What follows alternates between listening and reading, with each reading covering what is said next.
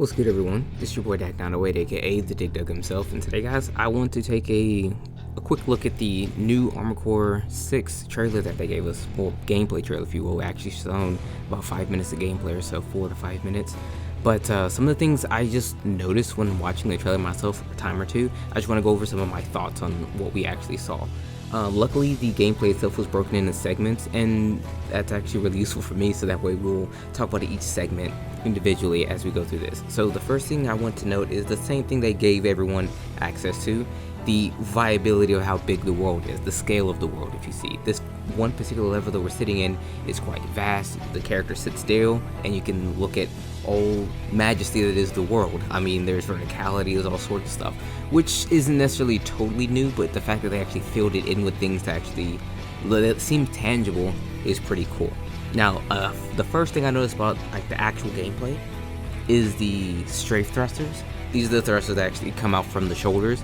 So whenever the character is like leaning more to the left or the right, small boosters from the left or the right actually come out. Now, I'm guessing these are the same as they were before. You know, when you would do the dodge strafing and it'd be like a quicker burst. I'm guessing this is just more aid in terms of flight stability when actually just flying in like certain areas, not necessarily flying, but just traversing, moving through the environment, make it a little bit easier, make it more stable for the character. Mind you, it could very well just be aesthetics, but we don't necessarily know all that. But we do see that he actually does use actual strafe thrusters in actual fighting scenarios, so we know those again make an appearance. Well, I'm assuming they were expected to be here, of course. Speaking of expected to be here, the overboost is in here as well. He does overboost a few times throughout the gameplay, so it's good to see that actually making a return. Now, the one thing we don't know about the overbooster, which actually I pondered when watching this gameplay, because he has a couple instances where he uses, in my opinion, for those who've been veterans before, a relatively decent amount of ER, or EN in this case, and then proceeds to use more, because we all know the overboost actually drains your energy quite a bit. But he actually strafes, he does strafe again, then he boosts, and then he does some kind of new, what seems to be like a new sidestepping ability that you see him do, I think, twice throughout this entire gameplay, and then still has more E in the boost again, so we are to boost, which is kind of, I don't know, we'll see. So I think either the drain has been reduced, or maybe, there's something different going on here, because he does have different types of, there are rather different types of generators that give certain amounts of boost power. So we'll see if he is actually using a low end generator or something like that, so he actually has more energy to boost with. But outside of that, the one other thing I want to note in this particular segment is, I'm not sure if this is a big thing. It might just be a very small thing. If anything, it might be a single player thing. In Armored Core, there is lock-on. You can lock on to enemy targets and things like that, and then shoot the bullets and do the damage. There was one very small instance where he was very close to the enemy. Usually the closer the enemy gets to you, just by being close and then moving, the target lock breaks. But in this instance, it got really close, jumped straight in the air, and then the targeting followed him directly up and still shot and made the kill. This is just a very small moot point, but I saw it and I thought of it a little bit interesting, because if this is the case, if the targeting is this strong, it would require a lot of evasive maneuvers to actually break the lock, or many other things that could be used to break lock, jammers and such, when it comes to PvP. But just a small thing I took note in. I'm wondering, in the grand scheme of things, is this going to affect the PvP side of things, or if it's just, I'm looking too far into something. And last but not least, of course, the kick returns, which is a nice little touch. I kind of like the kick back in the day, especially when we ran out of bullets, you get to use the kick. So in this next segment, the one thing I want to focus on primarily is the armament. We finally get to see him use all the weapons at this AC's ability. And the first thing we actually note after him shooting a couple random enemies is that when he fights the roll-up monster thing, robot, I don't know what to call it. Pretty sure I saw it in like Star Wars or something like that. I forgot what those things were called. He uses a shoulder shield. It comes out almost instantly, incredibly fast. I had to actually go back and look a couple of frames to see exactly what it was that came out. I wasn't sure if it was something in like on his arm, or like a bay of some sort, because I remember we used to have bay weapons used to have in like Armored Core 4, but the shield was a shoulder weapon, and he pulled it out and it absorbed some of the damage, and then it went away. So I wasn't totally sure if it broke, or if it's like on a recharge, like if it can take up to, like, let's say 1,000 AP worth of damage, and after that it goes back and then has to recharge and you can use it again, which seems more feasible in most cases. That's usually how shields tend to work. But at least in this case, the shields are shoulder mounted as opposed to, I believe, used to have to have the shield in your hand. I'm not sure if I'm remembering that correctly from Armored Core or Daemon X Machina, but now that you don't actually have to have that, that's a cool thing as well. Another thing is the laser sword combo. If I'm remembering things correctly, I did hear that the laser sword combo was more so just a standard advancement of how the laser swords used to be, because before laser swords used to just come out, you'd swing them one time out. I think in this case they allowed them to actually have a combo to make it a little easier. There still is just the one big swing though if you charge it when it comes out, but I'm pretty sure the combo is so that way, you know, it just feels more natural when using a sword, which is fine because the laser swords, they were very strong before, and the one drawback, they didn't really feel like you were truly using like a sword. This is the one thing that threw me for a huge loop, and I'm hugely excited to know about it: the scanning pulse. Now, the scanning pulse reminds me a lot of many other video games, like a lot of the games like Dying Light or whatever, where you would press a button and like a huge pulse will go on, and you kind of see important objects, see enemies through walls, so on and so forth. The one thing we kind of had for this was recon units back in Armored Core 5 and such.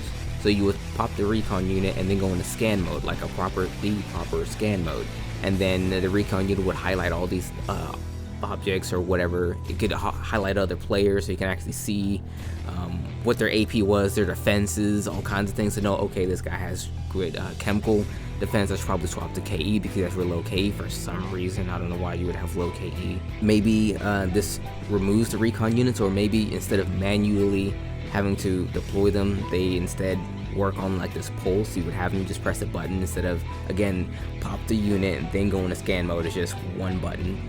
And the recon unit, depending on which one you have, also probably works in proximity to how well that pulse actually is or something like that. I don't know, I'm spitballing here, I'm not entirely sure, but it's all really exciting to me. Now, this section right here is obviously the thing I care the most about throughout this entire video. Mind you, I am a fan of the gameplay and everything, don't get me wrong, but whenever I get into like the hangar, if you will, I'm very excited and I get to see all the parts and everything. But the first thing I noted was that it's no longer like the hangar that they had in the Armored Core 5 games. I'm not gonna lie to you, I really love that aesthetic where you're literally at like a hangar and you got all the stuff out in the background and everything. It just adds a sense of flair to it. But maybe because we're in like the in-between bits of a mission, it kind of looks like they're just like, okay, since you're in a mission, it's just gonna be in this ethereal realm, if you will, where it's just like blank background. Once you see, it's basically nothing.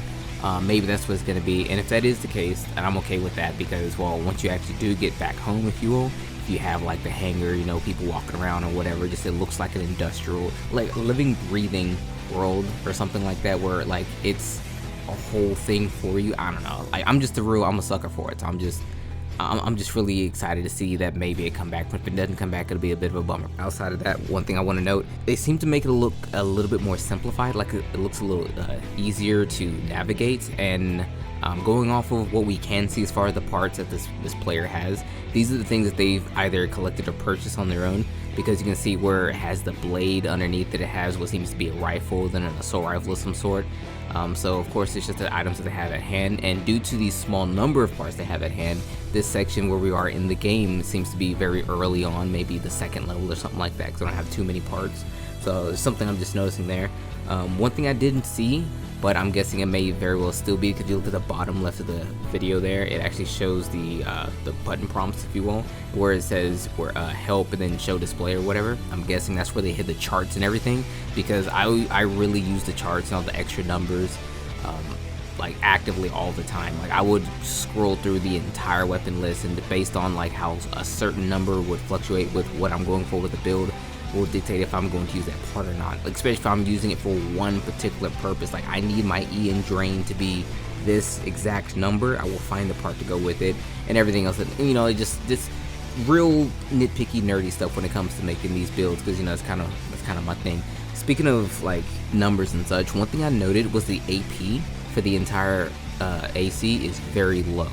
Now I'm not gonna sit here and say, well, maybe it's low because these are different kind of ACs, they're probably smaller ones or blah blah whatever. I'm just thinking they decided to kind of go away from the influx of very large numbers, because heck, you could have like I don't know, like Tetrapod, which is the quad legs, if you will. They have like 25k AC, like all day for free. You know what I mean? Well, AP rather. Whereas this entire build has like 9k. So maybe they just deflated the numbers a bit because big numbers seem to be a little silly, but who knows? This is something that I noticed, and I just kind of want to address as well. One thing I did note is that it does have, at least to my eye, we have what seems to be lightweight, medium bipedal legs. I did see reverse joints. The character actually swaps to reverse joints actually, and then there's actually a reverse joint that looks to be a heavy, so we get heavy reverse joints again potentially, and of course we get the pteropods, the quad legs, if you will. Now I haven't seen tank treads yet, but I don't know, maybe there was a video. I'm almost positive there was a trailer where I saw some tank treads. Actually, yes, there was a trailer where I saw some tank treads. So the character, this person just didn't have them right now. So at least all the legs that we're used to seeing, we see them coming back. So that's cool. Now, one thing I did notice when they were swapping between weapons and everything was we didn't see any KE, TE, or CE weapon types, resistances, or damages, anything like that.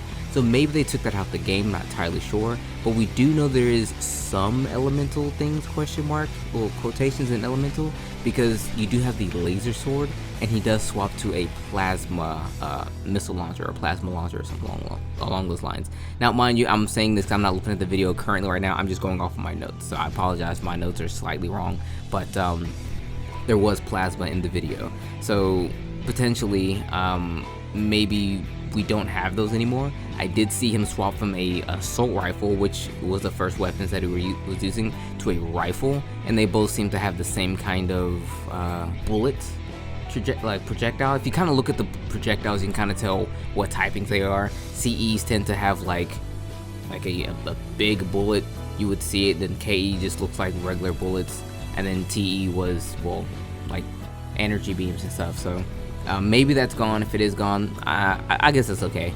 I did kind of like having to figure out how to best make a build for it. You would either be weak against this, strong against that kind of thing. I kind of like doing that, but nevertheless, it'll be okay, honestly. But other than that, that's all I have to say about the hangar area, if you will. I could talk about it all day. Like, I actually stopped it frame by frame and read everything that they actually scrolled over. We're not really gonna get into that. Nothing really seems to be that important, honestly, to talk about. But this so far looks to be very nice. Outside of that, they have this combo segment here where he does swap to his reverse joint unit, and there's really nothing more I can really say here. Outside of everything that they're already doing and stuff I already spoke about before. But with that being said, everyone, I don't want to drag this on any longer. This is pretty much all the notes that I had written down, all the things I wanted to talk about that I had written down and noticed when I was watching the gameplay trailer. Maybe we can have a conversation in the comment section, talk about what we noticed, what we didn't notice. If you guys have some of the answers, some of the questions I posed in here, please, by all means, fill me in, because I do want to learn as much about this as I can. I have been lacking on the trailers themselves. I'm not gonna lie to you, I probably only watched the original trailer and this one, I believe. So I need to go back through and, really scour over all that stuff and see what I can actually pick up, maybe answer some of my own questions. But with that being said, everyone, it's been your boy Dak908, aka the Dig Dug himself, and I will talk to you all later. Robo Fiends, take care.